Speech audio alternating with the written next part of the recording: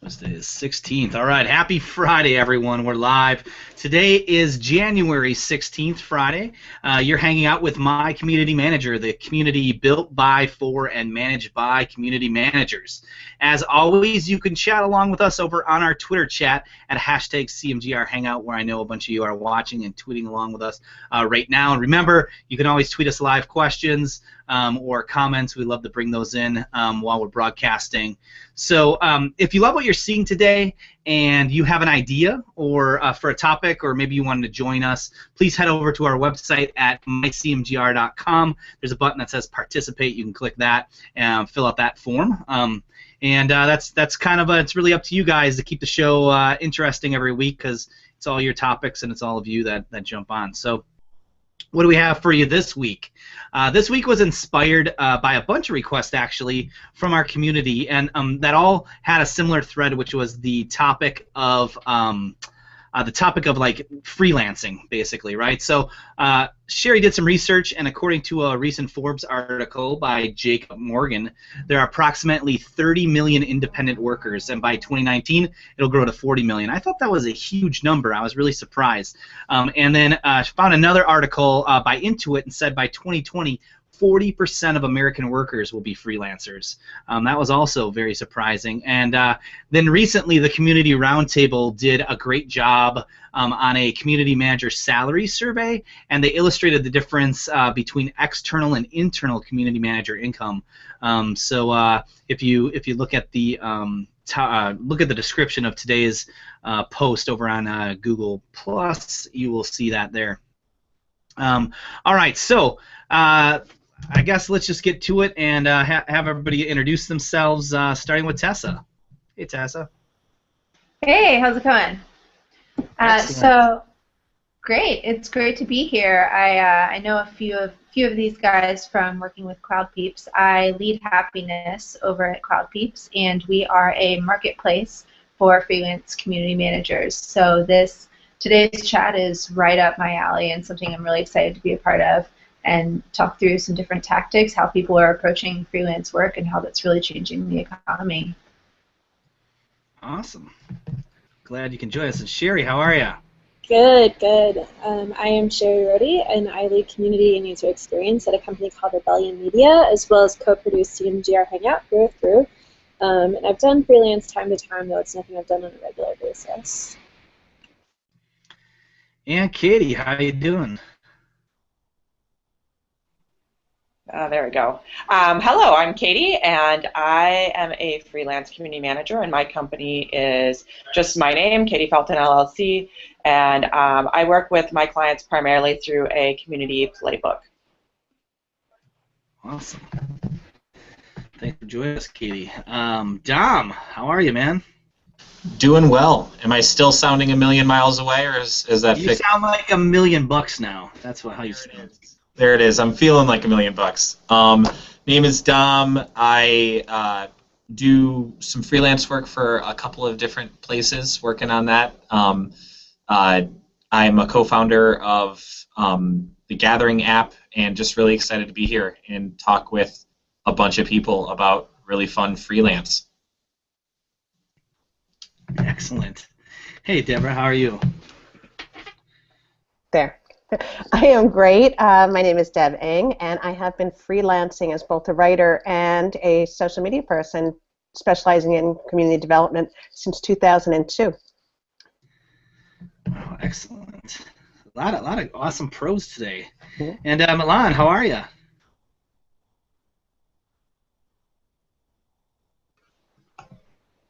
Sorry for that. Yeah, great. As you mentioned, my name is Milan. I'm from Serbia. I'm CEO and founder of my company, which is Mayfly, which basically provides community management roles, customer support, marketing, and game development and design.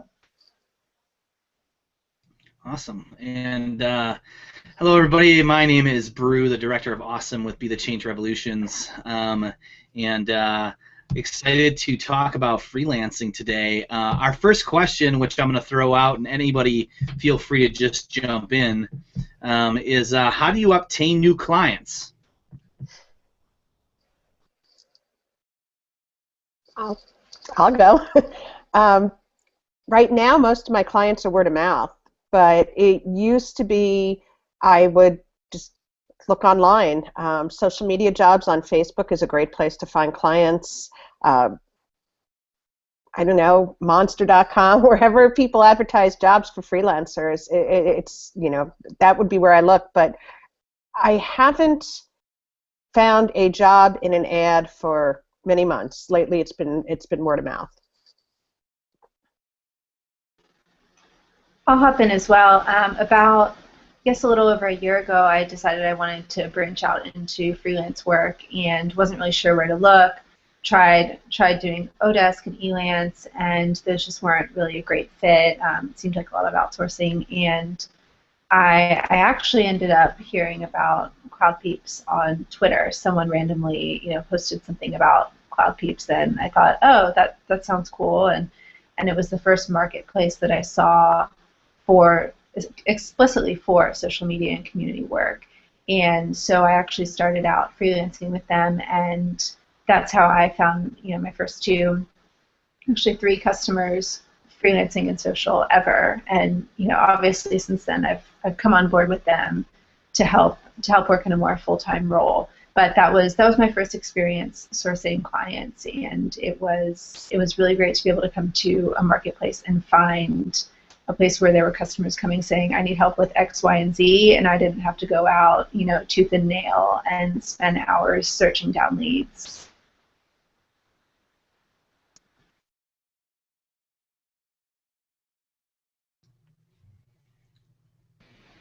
So mine's kind of a mix of both Deb and Tessa, and the fact that when I do take on freelance clients, a lot of times it's because I find out about a conference friends are organizing that they need some community management work for, or things of that nature. Like I said, I don't do a lot of freelance, but I'm also on the CloudPeeps system, so I have looked at a few clients that have come through there just to see if there's anything on my radar that I'd be kind of passionate about and want to do on the side.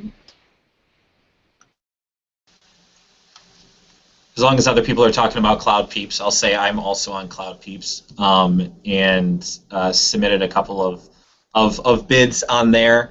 But for me, starting probably about a year ago, it was really just kind of, I wrote out a list of different types of clients or specific clients that I would like to work for, and just try to find, whether it was just blowing up their Twitter feed and just saying, hey, I think I might be able to help you out with stuff, or trying to sit down and talk with the manager. I mean, just like that old-fashioned kind of hustle with it is what got me at least the ball rolling for some of the stuff that I've done.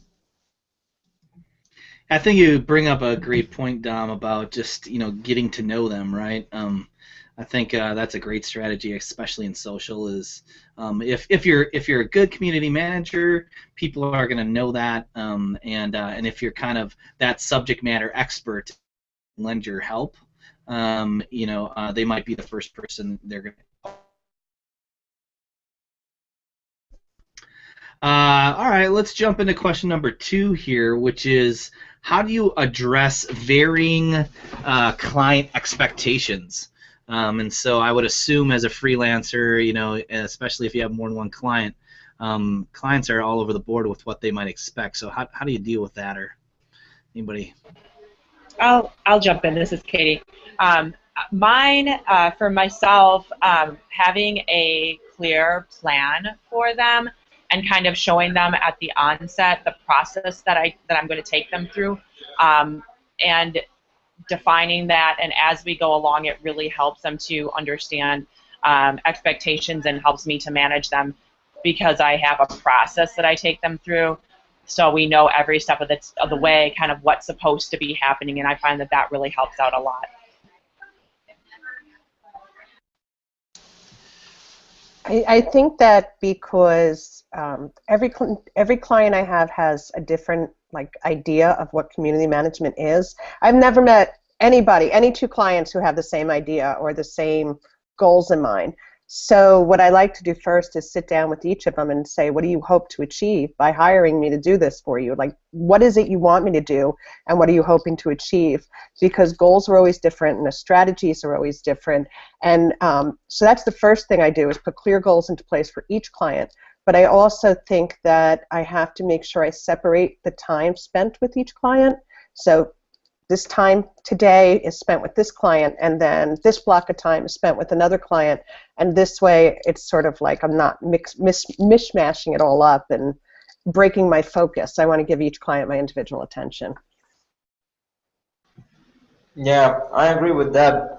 The one thing that I noticed works for me best and for my colleagues is not only to define what you're going to do for each client, but to define your own set of skills which you're going to offer, which is, of course, essential when you're going into freelancing.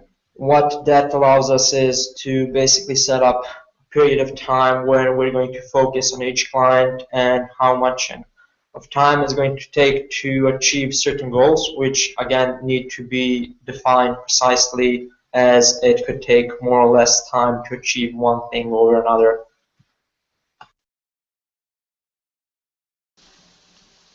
Yeah, I agree with everything that you guys are saying. It's it's being super diligent at the very beginning. It's the same way, and I know that we're going to have a lot of these, but it's the same way as the way that you would communicate expectations with your community when you're actually doing it. You have to do it the exact same way on the opposite side.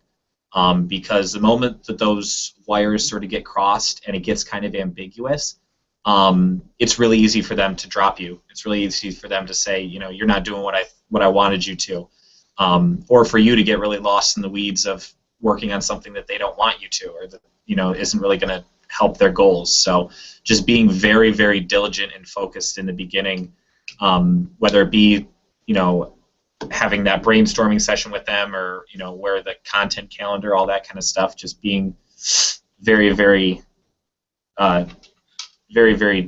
deliberate.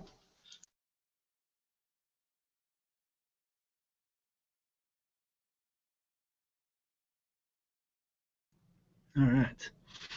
Well, just a reminder to everybody watching and chatting along with us over at CMGR Hangout, the hashtag, you definitely can tweet us in with any questions you have for the panel here, and we'll make sure we get your tweets on screen. So let's jump into question number 3 for the group, which is, what do you do when a client micromanages you? And maybe treats you a little bit more like an employee than a freelancer.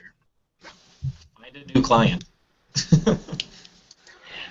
I'm gonna chime in with kind of looping back with what Deb and Katie was saying. It's so important from the get-go to outline a scope of work and expectations and really nail down some short-term goals with your client.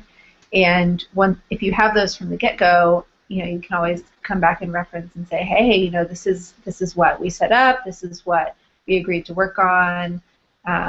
So let's revisit this. Let's really nail down what I've been doing, what we've been working on, and if there's more that you want me to do, or if you want to revisit this scope of work, let's talk that through. I've seen a lot of micromanaging sometimes evolves from an impression of clients really wanting more than they initially asked for, and they maybe didn't realize that they wanted more. They maybe don't know how much they want someone posting in their social spaces, how much engagement they want, and once they see it, they may decide, oh my gosh, I need so much more engagement happening. And it's really revisiting kind of that statement of work and figuring out both expectations. I think for me anyway, the clients I find who are the micromanagers are usually the ones who aren't used to hiring somebody for this. Like, it's a new thing for them. And so they want to really communicate, and they have ideas too. And so if it starts to get to be a little too much, what I usually say to them is, all right, you know what, I like that we have really good communication here, because I think that's important for us to be a team. However, I can't work when you're Skyping me all day, or, I mean, I say it a lot nicer, of course, but, you can't call me every 20 minutes, you can't Skype me every 15 minutes. How about we set aside a time every day where we can catch up, or every week. And then when we get a system going, maybe we could talk less frequently. But until you're comfortable with what I'm doing, let's set up a specific time each day to talk about what I'm doing. Oh, that's awesome. Anybody else have any stories or ways they've handled this, or thoughts around it? I don't know. Yeah. Go ahead, Milan. No, go ahead. I don't mind. I always just try to look at it from the perspective of, sort of like what Deb was saying. They're not used to hiring, somebody to do this, and a lot of times they are, at least some of the people I've worked with, they're small businesses. They're very local. Just remember when this does happen that they're incredibly passionate about the things that go on in their business, and they are used to doing the majority of it on their own. And so relinquishing a little bit of that control, it's not necessarily that they don't trust you to do it, it's that they're not used to having somebody else sort of do that. And, when you have something you're super passionate about, even if it's like one of your best friends, to have somebody that's sort of taking a little bit and can take it in a direction, it's like, this is your baby, you want to see that it works well, sort of give them the benefit of the doubt in that a little bit. And I think that helps ease the relationship as well, so you're not getting super defensive, and it sort of diffuses that so you can be at a place that's easy to work with both of you. I also think it's important to set clear boundaries. The more you give somebody, the more they're going to take from you. So if you say, this, I will work from this time to this time, don't be available at 6 o'clock. I once had a client, my big micromanaging client, that prompted me to ask Sherry to ask this question to you all, who wanted me to take an annual review every year, and I had to say no. I'm not an employee. I'm a freelancer. If you have feedback, I am welcome to have that, hear that feedback. But to sit down and take an annual review, no, I'm not an employee. And so you have to set your boundaries and make clear what you will do and what you won't do. Yeah. Communication is very, very important, and letting know your expectations and meeting the client's expectations is also very important, because as Dom suggested, they're very passionate people. Most of them who are going to hire a freelancer over an employee have either a very small business or a business that they just want to expand very quickly. So it's not only the passion that they have, but also that they're trying to extract extra value from everything, because in this time and age, everything is fast-paced and they expect results immediately. So what you can do, and what I use as a certain tool, is establish goals through a certain period of time and let them know what my schedule is, when I'm free, when I'm not, so that they can request additional things when I'm free, but to respect me when I'm not.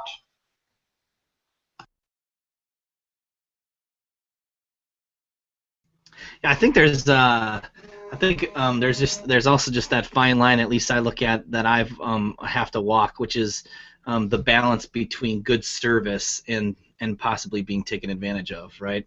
That's I think so many times we end up getting micromanaged because we want to service the client. So.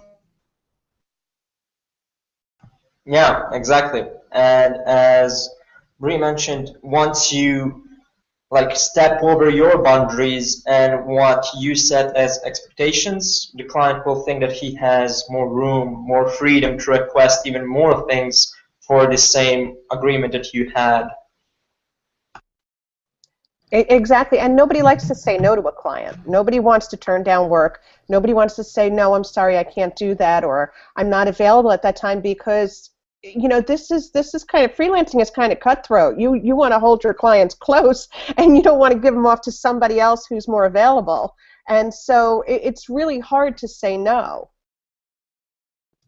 Yeah.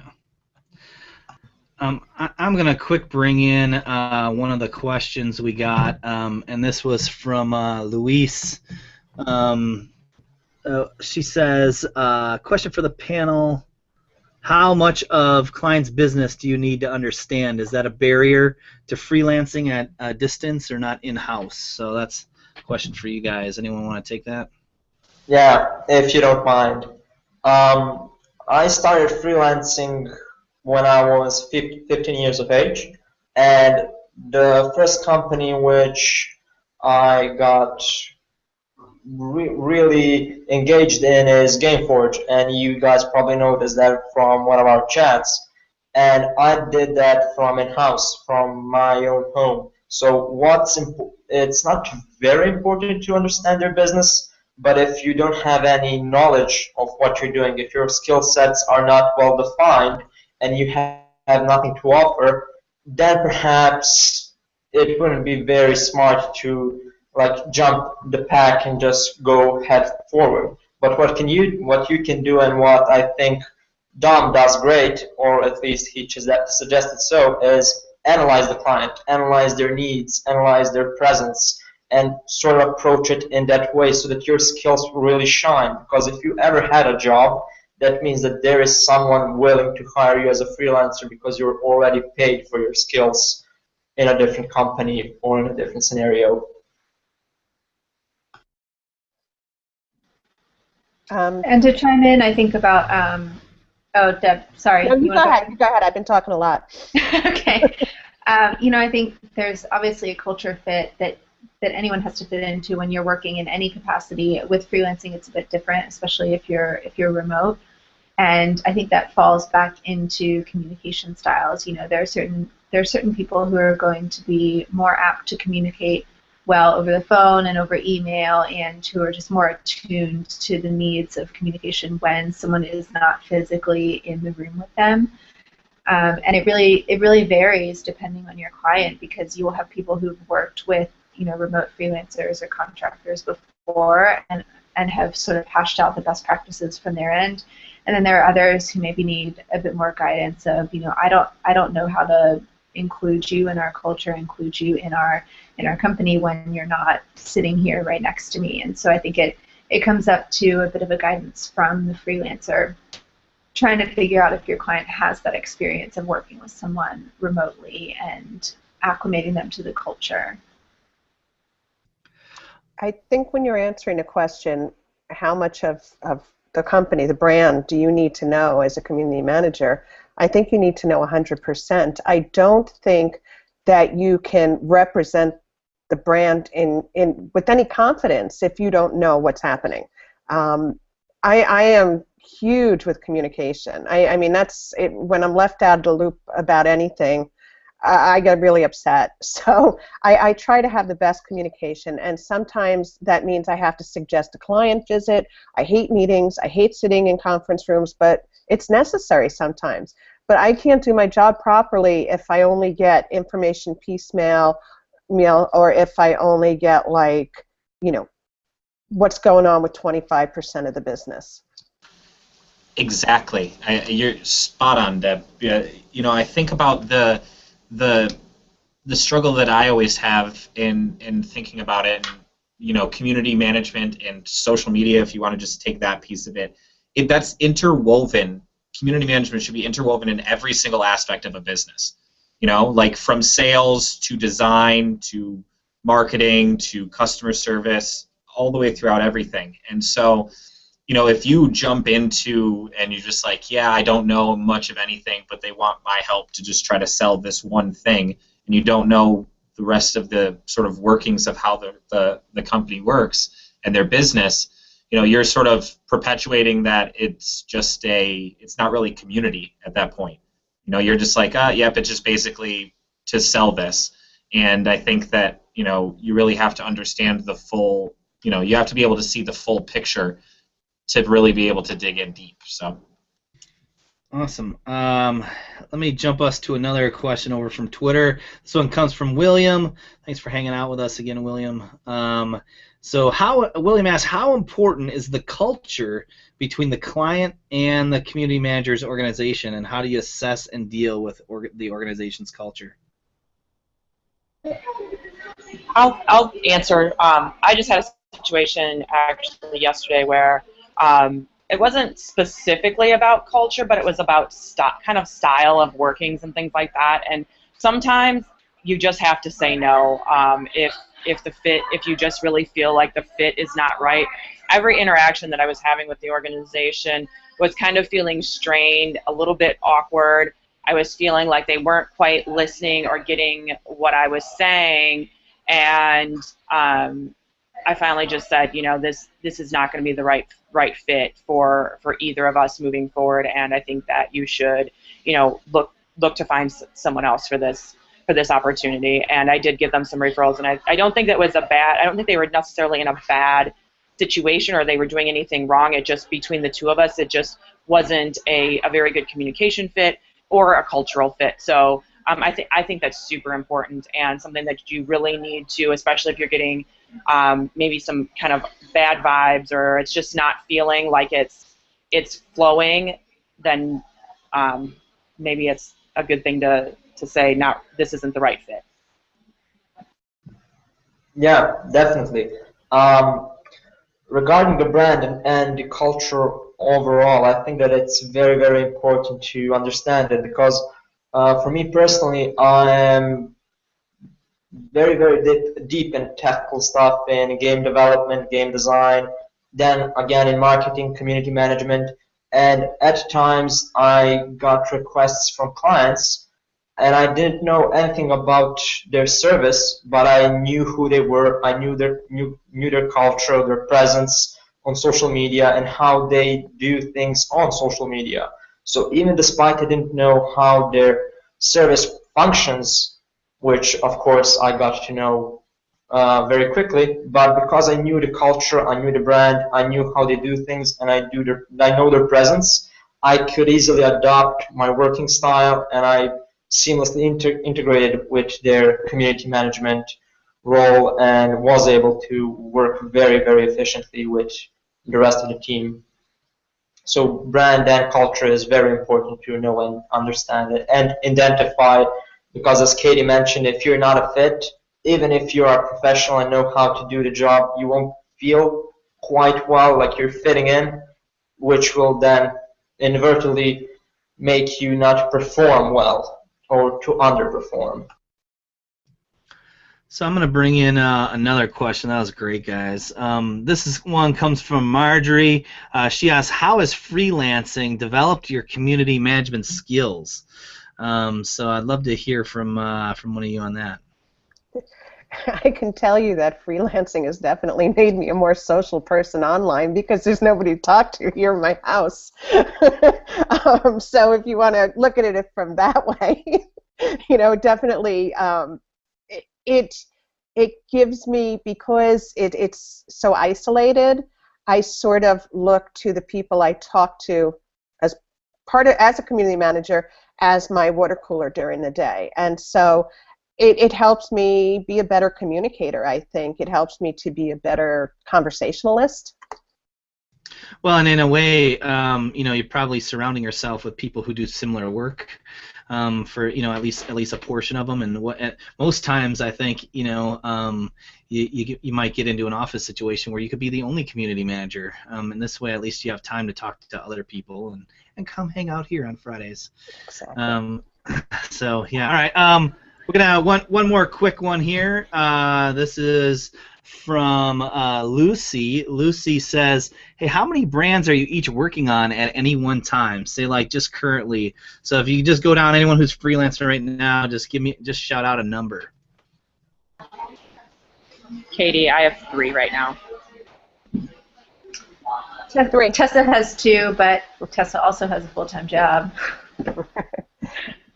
Deb has 2 clients and is writing a book.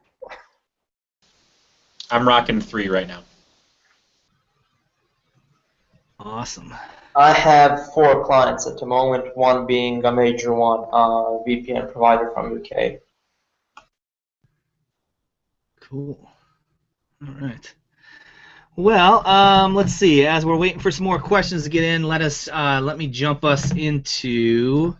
Let's see. What do we talked about micromanaging already? So let's talk about this. How do you help clients maintain their brand voice, and then prepare for various situations? So I think, you know, I use them playbooks. Would love to hear the organization behind making sure you're on voice and all that great stuff.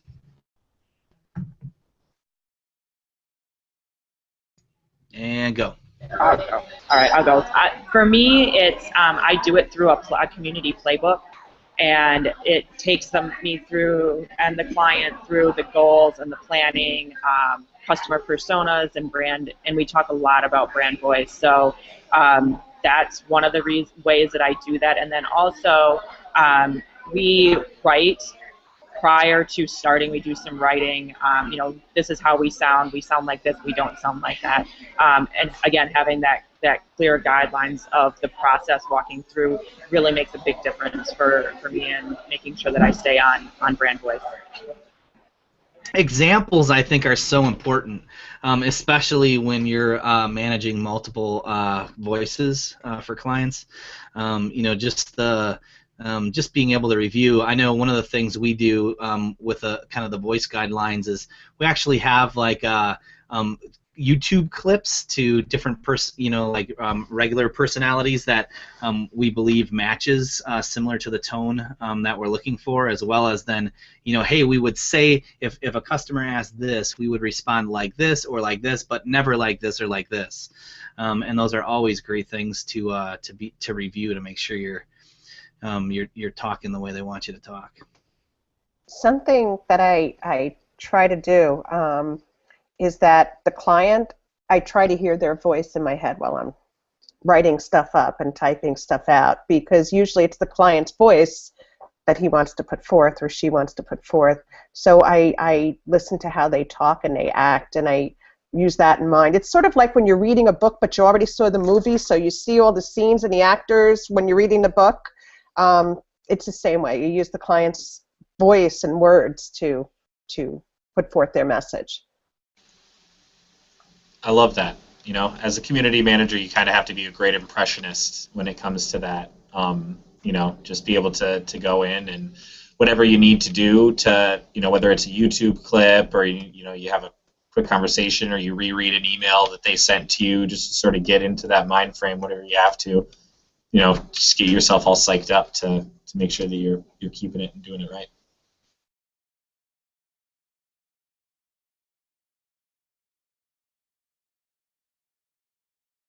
I'm sorry, I lost my mouse there for a minute. That was crazy. So I'm going to bring in a couple more questions we just got online. This is, hey, how do freelancers choose their rates, hourly, etc.? And hey, what do you increase it? Who'd like to talk on that? I'll pop in on that. You know, since I've been working with CloudPeeps, we've talked a lot about rates and what pricing structures should be.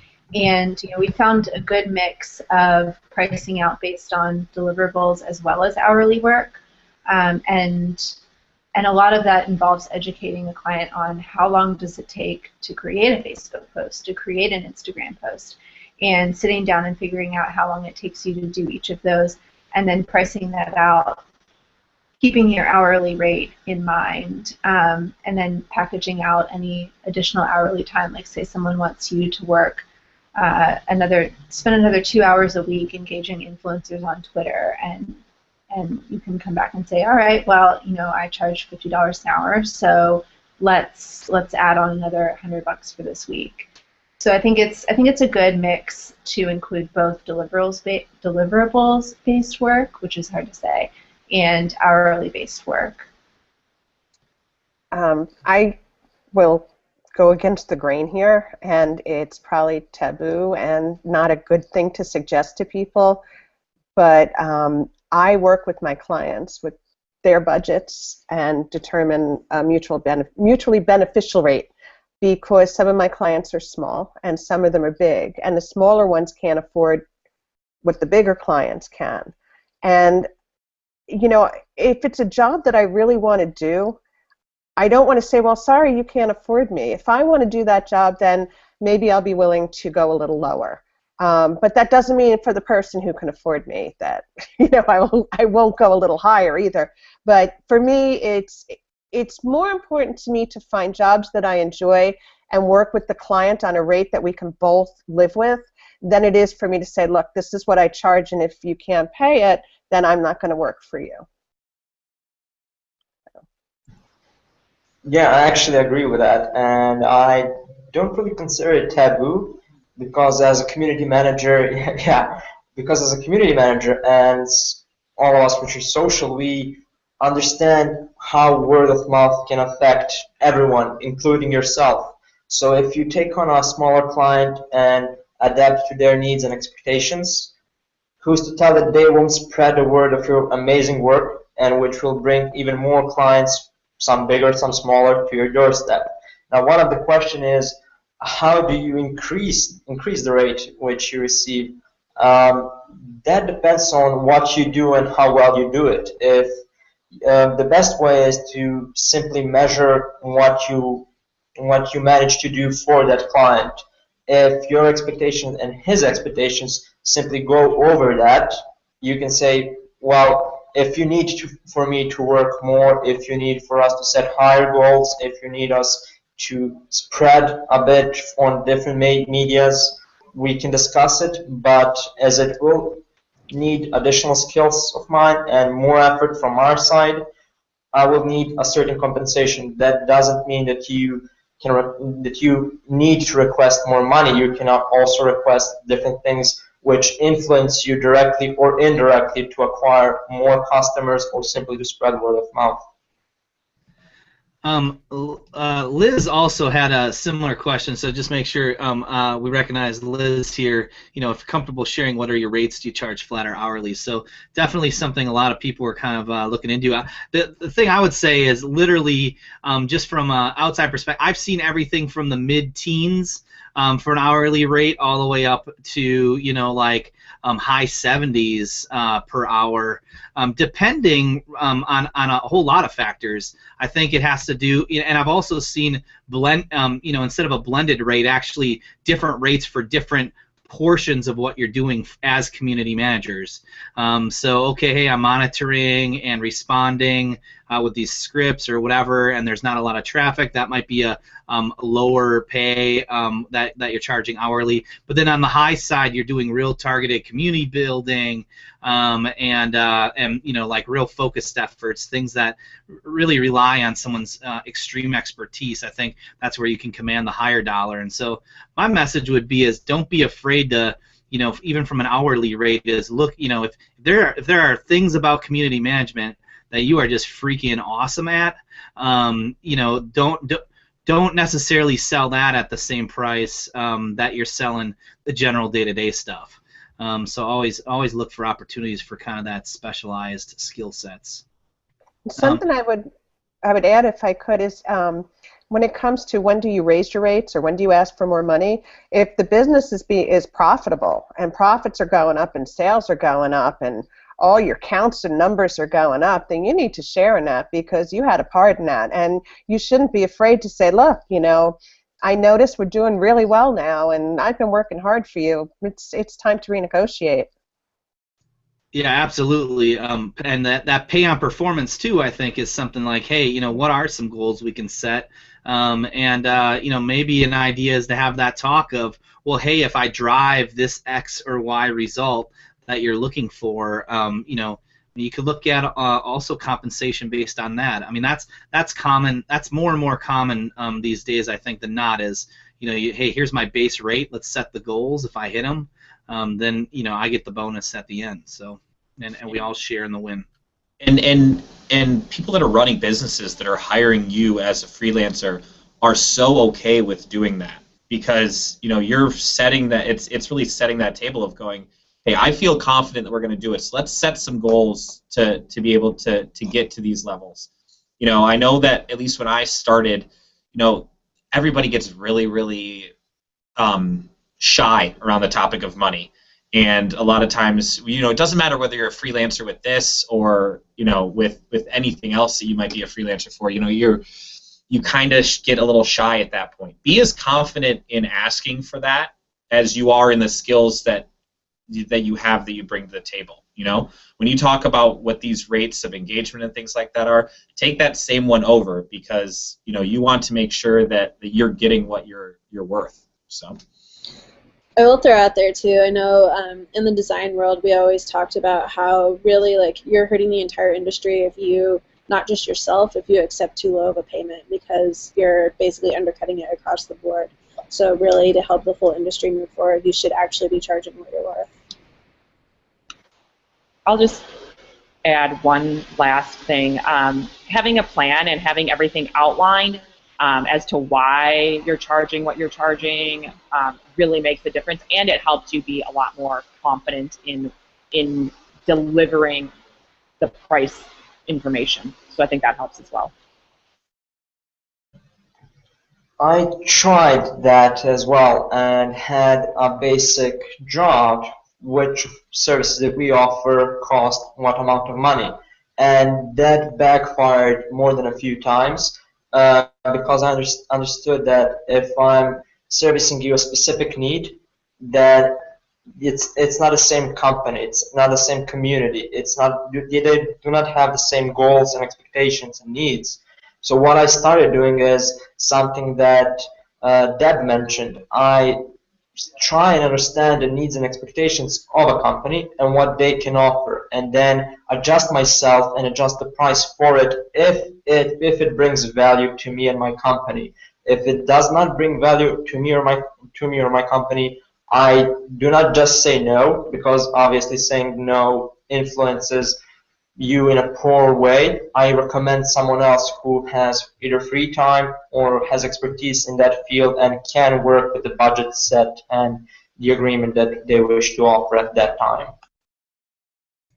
Cool. All right. Let me jump in one more here. For those of you who definitely have this playbook, is there a good resource to find kind of what a community playbook looks like? I mean, I get this a lot. I think I don't know if people are playing them close to their chest. I personally have not seen a lot of resources where it's like, hey, here are great examples. Mostly because I think in order to make one of these books, you really have to put all of your clients' information in it. Therefore, you're not going to give it out as examples because of client confidentiality. Does anyone know of any resources, Katie? Or? I don't know if I know of any resources, but I just spent the last probably 2.5 months developing and building my own process for a community playbook. I came across one. It was for like some nonprofit. It really didn't have anything to do with community management. And I was like, oh, I love the name of that. And then I'm like, what would this be? And I really created it from scratch. And yeah, I haven't really found a lot of resources out there. There is a lot of personal confidential client information in them. I'd be willing to show someone, but not give anybody a hard copy, or kind of understand my process and how I do it, but I wouldn't want it to be out on the web anywhere. Again, just because it took a lot of time to put together, but then also there is a lot of personal client information in there. Yeah. Well, and actually, one of the things I kind of thought about is, maybe Sherry, just to add to our 2015 wish list, is maybe we try to work with a bunch of other community managers and put together a like mycmgr.com sort of playbook, kind of best practices from a bunch of people, that might be a good resource we can share. So. Let's see, another question comes in from Movi. Movi says, are you in charge of knowing your performance outcomes, and do you know the analytics on sales and conversions from your work?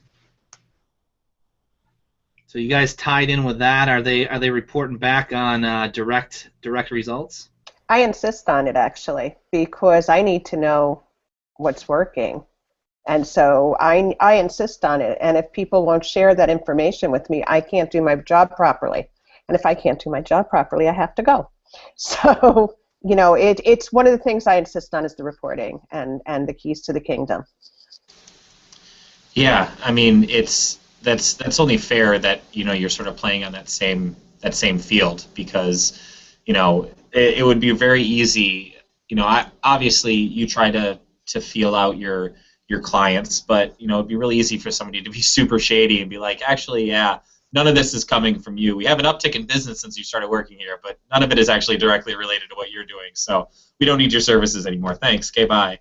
It's one of those things of being able to have those reports so that you could be able to sort of prove your your return on investment for them, and you can work on being better in the future yourself. I mean, it's beneficial for both sides. But it's not even about the return on the investment and are they paying me correctly. It's about knowing what works and what doesn't. You know, I need to know that my strategy is bringing in results, not necessarily to be profitable, but to show that I'm doing my job properly. And if something isn't working, I need to know about it. Yeah.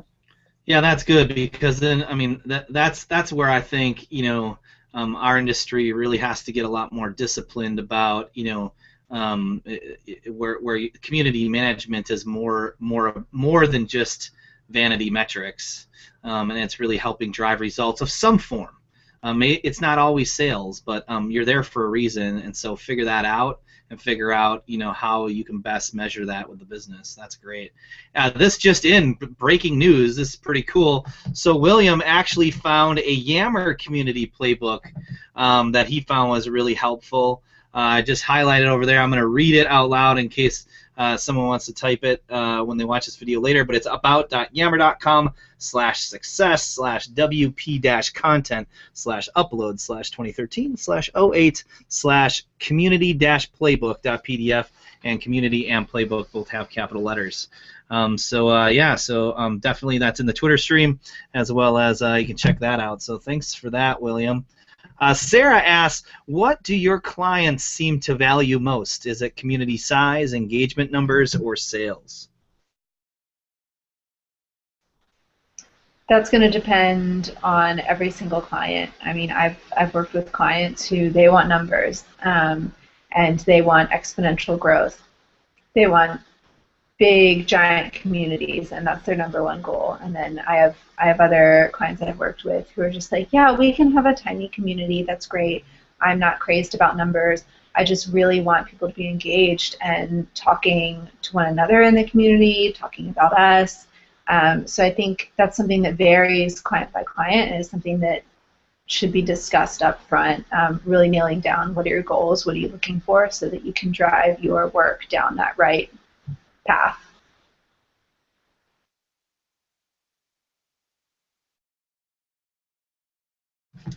All right, let me jump us into our sixth question.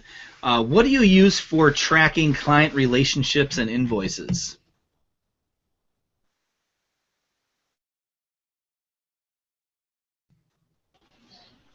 I'll go. I use, oh my gosh, now I can't think of it. I use Toggle to track time, and then FreshBooks for invoicing.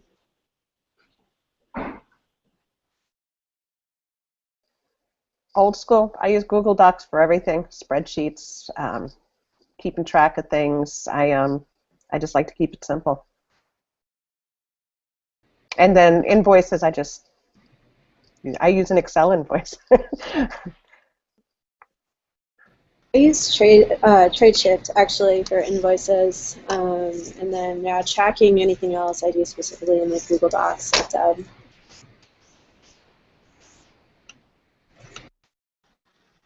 Yeah, I'm pretty old school with my Google Docs as well. I've just got a folder set up for each client I work with, and certain things I've shared documents with them, just for transparency, and other things are personal time tracking documents that I keep. I use in-house developed tools which have exportable functions and integrated with Google Docs and Excel and every other format. Basically, we needed to develop it because of the amount of clients that we got, and because it made the job easier and allowed us to focus on other areas.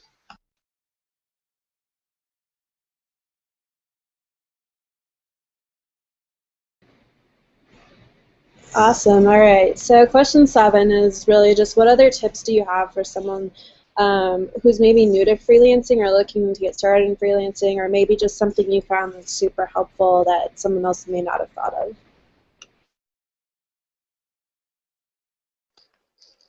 My biggest piece of advice to anybody who is freelancing is just to always set boundaries and make sure that your clients know your time is your time. And it's not to be rude or mean, but it's it's just because you need it, or else I don't know how everybody else on the panel feels, but as a freelancer, I'll work all day and all night. If once I sit down at my laptop, it'll stay open forever. And so if I don't set boundaries, I never see my family, and my clients always expect me to be around on nights and weekends. And for me, the most important thing is to just value your time.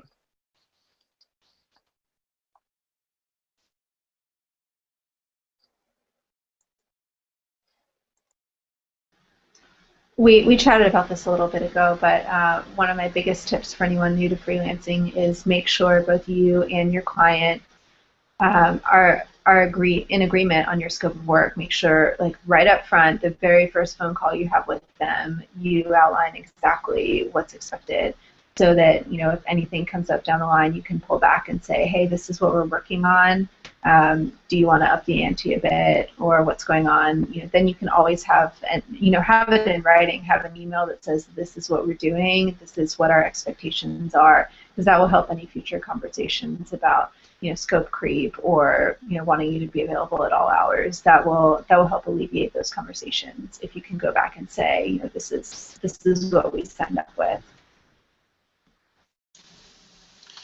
Mine would be along the lines of when we were talking about like the culture and the fit and sort of understanding your clients.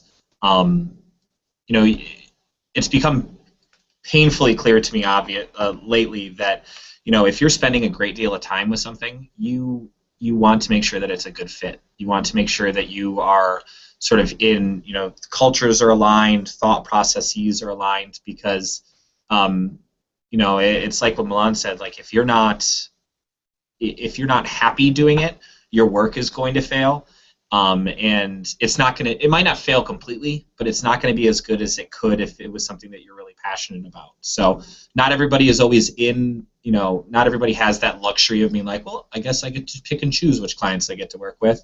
But if you are really spending your time with it, make sure that you're bought in, because you do a disservice to the client and to yourself if you're sort of wasting your time and sort of half-assing it because you don't like the way things are working there. So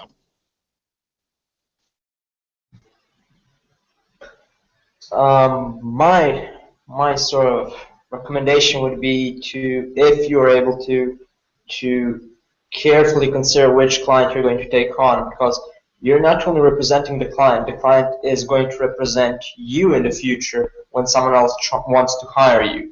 Because if you go with a company who's on a bad rap for doing whatever, or is in a totally different industry for your expertise, the company which you would want to work for will think that you have inadequate experience and set of skills to manage what they want to be managed, or will not hire you because they think that you represented the wrong guys or the wrong competition. So don't be too picky, but do consider your options and with whom to go and when.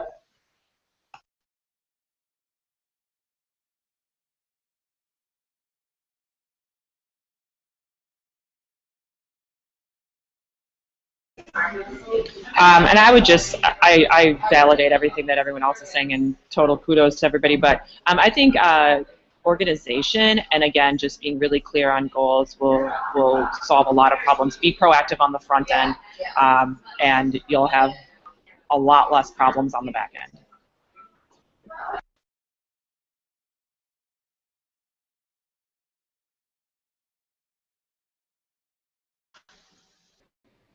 Hey, awesome. Thanks, everyone. It's been a really, really good hangout. And I just wanted to mention that next week we are talking about community management and privacy.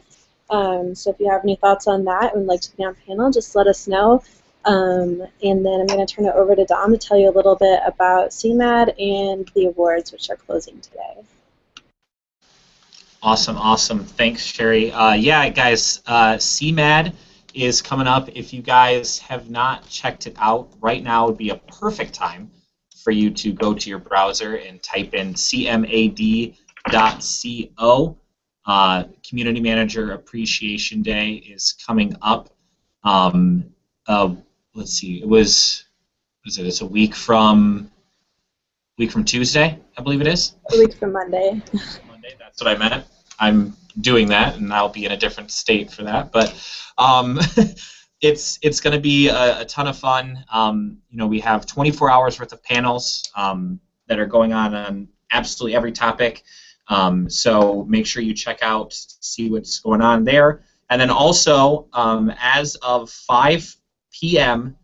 Pacific time today, the nominations are closed for the Community Manager Appreciation Day Awards. So you have about 5 hours left to get as many nominations in as you want to. So make sure that you go to cmad.co.